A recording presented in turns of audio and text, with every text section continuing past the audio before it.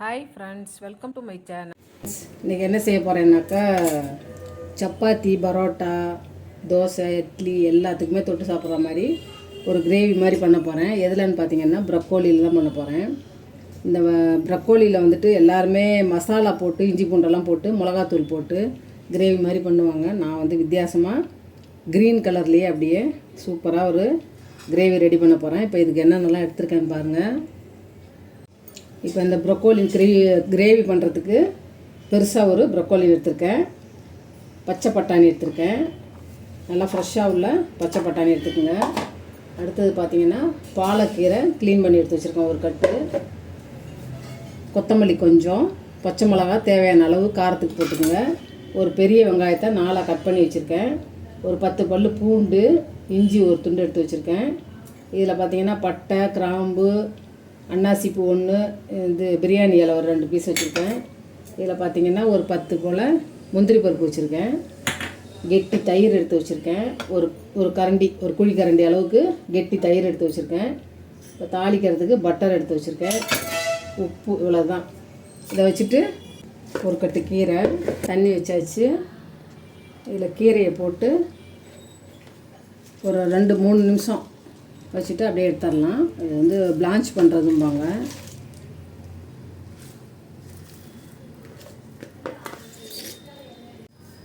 முந்திரி பருப்பில் கொஞ்சமாக தண்ணி விட்டு ஊற வச்சுக்கலாம் லேசாக, இதெல்லாம் ரெடி ஆகிற வரைக்கும்.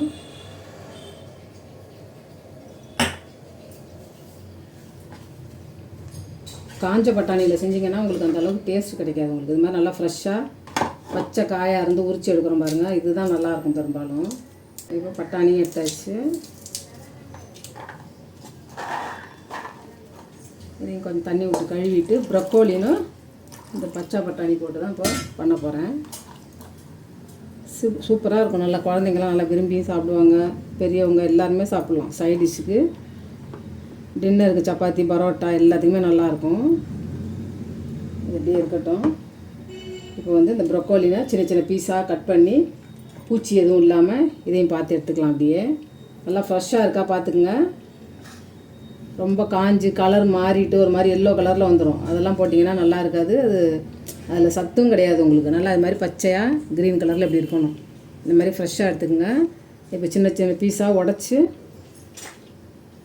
நல்லா உப்பு தண்ணியில் போட்டு அலசி எடுத்துகிட்டு அதுக்கப்புறமா சுடு தண்ணியில் போட்டு எடுத்துகிட்டு அப்புறம் தான் செய்ய போகிறேன்.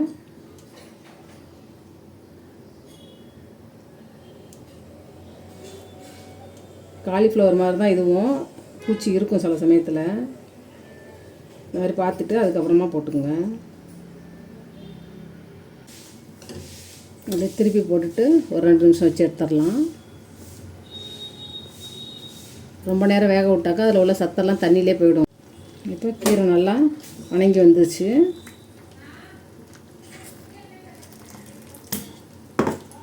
ஸ்டவ் ஆஃப் பண்ணிவிட்டு வெறும் கீரையை மட்டும் மிக்ஸி ஜாரில் சேர்த்துக்கலாம்.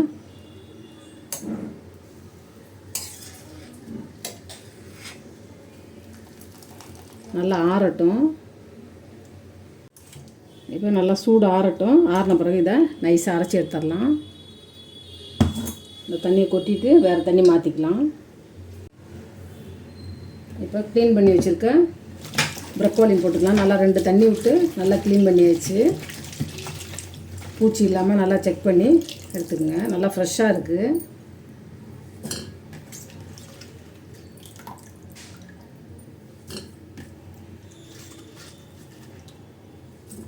இந்த பச்சை பட்டாணி அதிலே வச்சிடலாம்.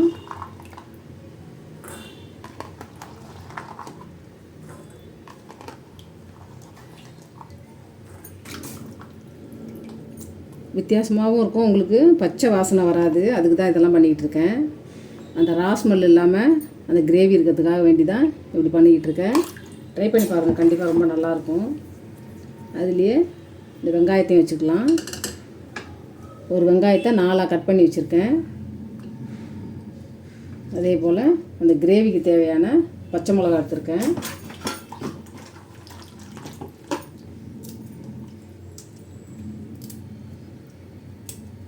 சின்ன குழந்தைங்க இருந்தாங்கன்னா கொஞ்சம் கம்மியாக போட்டுக்குங்க.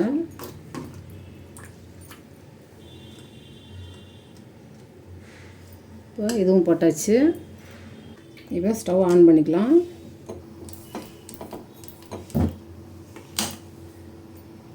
கொஞ்சமாக தண்ணி விட்டுக்கலாம்.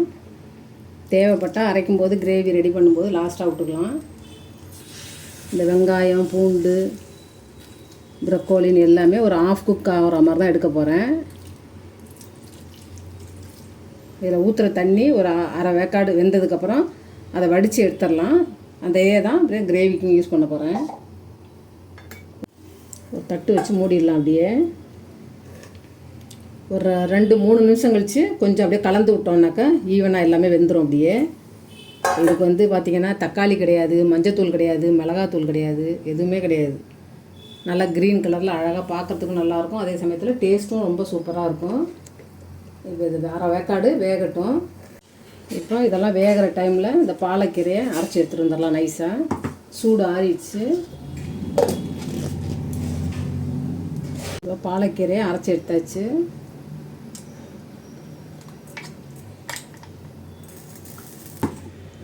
அப்படியே இருக்கட்டும்.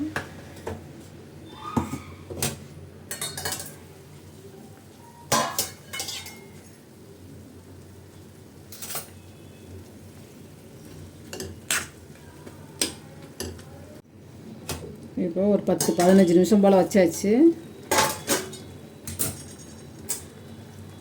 போதும். பட்டாணியெல்லாம் ஒரு ஆஃப் குக் ஆனால் போதும். ஏன்னா மறுபடியும் நம்ம தாளிச்சிட்டு தான் பண்ண போகிறோம். வெந்துருச்சு பாருங்கள் லைட்டாக.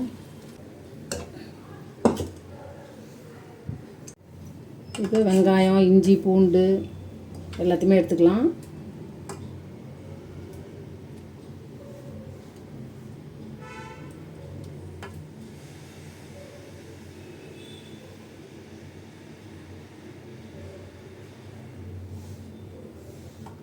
பச்சை மிளகா எல்லாமே எடுத்துடலாம். இப்போ அந்த ப்ரொக்கோலினையும் கொஞ்சம் எடுத்துக்கலாம். அதில் அரைக்கிறதுக்கு கொஞ்சம் கிரேவியாக இருக்கும், டேஸ்ட்டும் நல்லாயிருக்கும். உங்களுக்கு பட்டாணி அரைக்கலை, அப்படியே தான் போட போகிறேன்.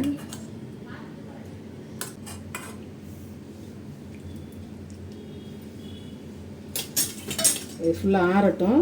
ஆறின பிறகு இதை அரைச்சி எடுத்துகிட்டு வந்துடுறேன். இதை எடுத்து வச்சுக்கலாம். அப்படியே பச்சை பட்டாணி எடுத்தாச்சு.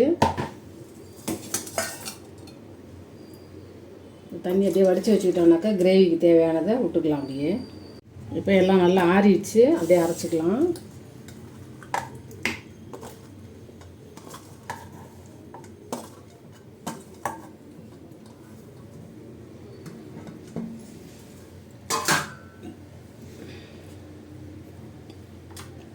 இது கூடயே முந்திரி பருப்பு, ஊற வச்ச முந்திரி பருப்பும் போட்டுக்கலாம். கிரேவி கொஞ்சம் டேஸ்ட்டும் கொடுக்கும், அதே டைமில் திக்னஸும் கொடுக்கும். அதுக்காக தான். இப்போ இதையும் அரைச்சிட்டு வந்துடலாம். இந்த கூட இன்னும் கொஞ்சம் கொத்தமல்லி போட்டுக்கலாம். இதை நைஸாக அரைச்சி எடுத்துகிட்டு வந்துடுறேன். கடாய் நல்லா காஞ்சிடுச்சு. பட்டர் போட்டுக்கலாம். பட்டர் இருந்தால் போட்டுங்க, அப்படி இல்லைன்னா கூட எண்ணெய் போட்டுக்கலாம். இப்போ பட்டர் மெல்ட் ஆகிட்டு இருக்கு.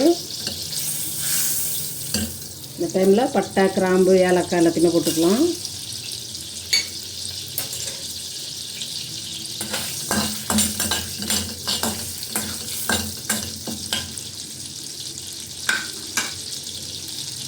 அப்படியே எனக்கு அரைச்ச மசாலாவை போட்டுக்கலாம். அப்படியே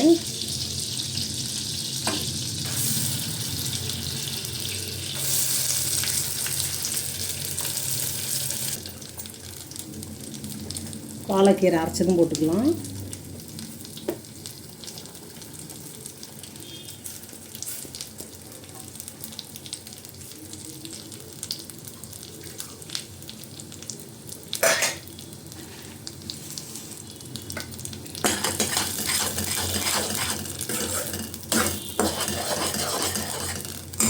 இப்போ தயிர் விட்டுக்கலாம். கெட்டி தயிராக எடுத்துங்க, தண்ணி இல்லாமல்.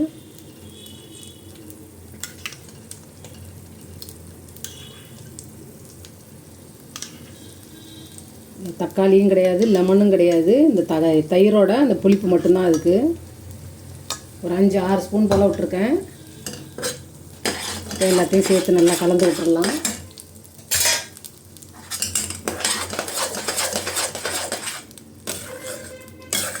நல்லா அந்த பச்சை வாசனை எல்லாம் போகிற வரைக்கும் அப்படியே கொஞ்சம் அப்படியே கலந்து விட்டுக்கிட்டே இருக்கலாம்.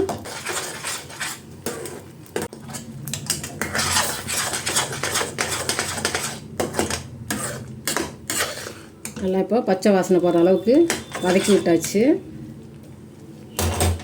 இப்போ அந்த மிக்ஸி ஜாரை அப்படியே அலசி அதை ஊற்றிக்கலாம். மேலெல்லாம் தெறிக்கிது, ஒரு மூடி போட்டுங்க. அப்படி இல்லைனாக்கா கொஞ்சம் தள்ளி நின்றுக்குங்க. எவ்வளோ திக்னஸ் வேணுமோ அவ்வளோவுக்கு வச்சுக்கோங்க.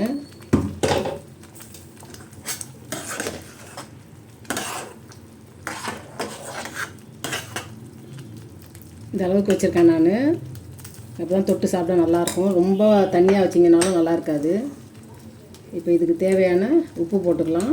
ஃபஸ்ட்டு எதுலேயுமே உப்பே போடலை, இப்போ தான் போடுறேன்.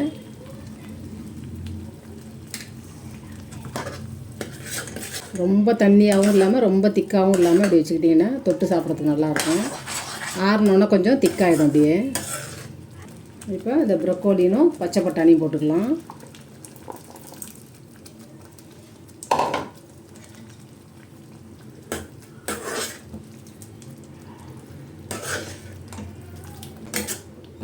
பன்னீர் இருந்தால் பன்னீர் போட்டுக்கலாம், ப்ரொக்கோலின் போட்டுக்கலாம், பச்சை பட்டாணி போடலாம், உருளைக்கிழங்கு போடலாம். குட்டி குட்டியாக உருளைக்கிழங்கை வேக வச்சு தோலை உரிச்சிட்டு கட் பண்ணி போடலாம். எல்லாமே போடலாம் இதில் ஓரளவுக்கு.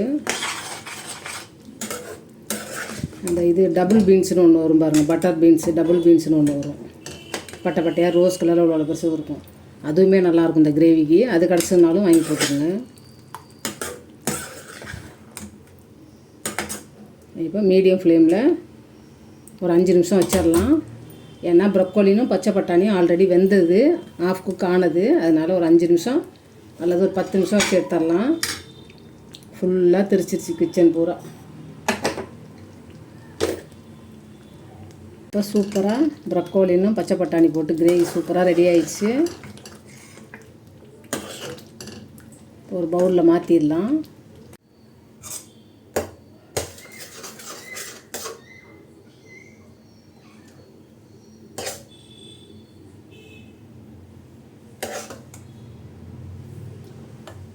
கொஞ்சமாக ஃப்ரெஷ் க்ரீம் விட்டுட்டு கொஞ்சம் கொத்தமல்லி வச்சுட்டோம்னாக்கா ப்ரொக்கோலின் கிரேவி சூப்பராக ரெடி ஆயிடுச்சு. நீங்கள் மசாலா போட்டு மிளகாத்தூளெல்லாம் போட்டு பண்ணுறதுக்கு இது மாதிரி பண்ணிங்கன்னா செமையாக இருக்கும். நல்லா டேஸ்ட் உங்களுக்கு. அந்த நான்வெஜ்ஜு டேஸ்ட்லேயே உங்களுக்கு அந்த பட்டை கிராம்பு இஞ்சி பூண்டெல்லாம் போடுறதுனால மைல்டாக நல்லாவும் இருக்கும். ட்ரை பண்ணி பாருங்கள். நீங்கள் சப்பாத்தி, தோசை, பரோட்டா எல்லாத்துக்குமே தொட்டு சாப்பிட்லாம். எல்லாத்துக்குமே சைட் டிஷ்ஷுக்கு சூப்பராக இருக்கும். நல்லா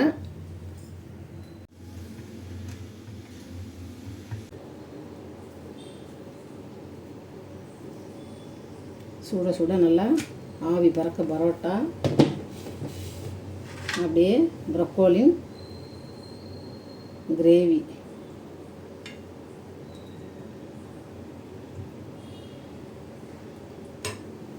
இப்போ சாப்பிட்டு பார்க்கலாம்.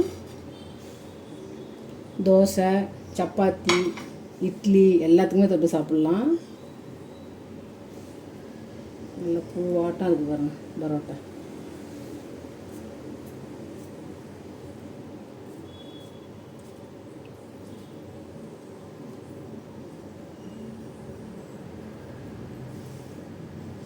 சூடாக இருக்குது,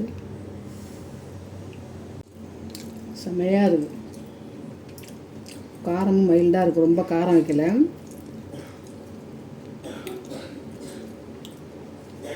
ரொம்ப புளிப்பு இல்லாமல் ரொம்ப காரம் இல்லாமல் நல்லாயிருக்கு செம்மையாக.